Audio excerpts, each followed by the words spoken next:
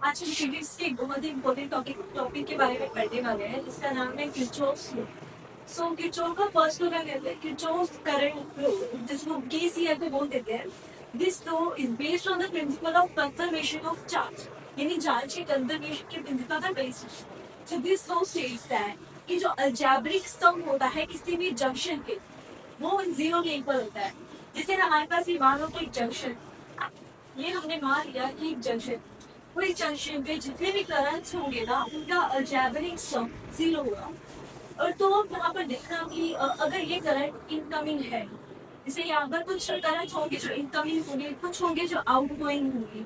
तो incoming current और outgoing current, इन दोनों की जो वैल्यू होगी ना वो इक्वल होगा। तो हम यहाँ पर लिखेंगे in other words at any junction जो इनकमिंग करंट होगा वो इक्वल होगा outgoing current. So this is first law. तो अब हम किरचॉफ के सेकंड लॉ के बारे में पढ़ेंगे which is Kirchhoff's voltage law, जिसको हम केवीएल भी बोलते हैं। तो ये जो लॉ है किरचॉफ्स वोल्टेज लॉ, ये कंजर्वेशन ऑफ एनर्जी का बेस्ड होता है। And this law states that कि जो अलजेब्रिक सम होगा है ईएमएफ का एंड पोटेंशियल ड्रॉ होगा किसी भी क्लोज लूप के अंदर, वो नहीं नजर।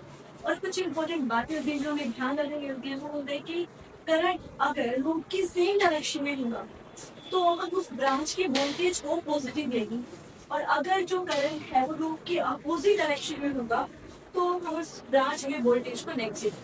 तो दैट्स किरचॉफ्स लॉ।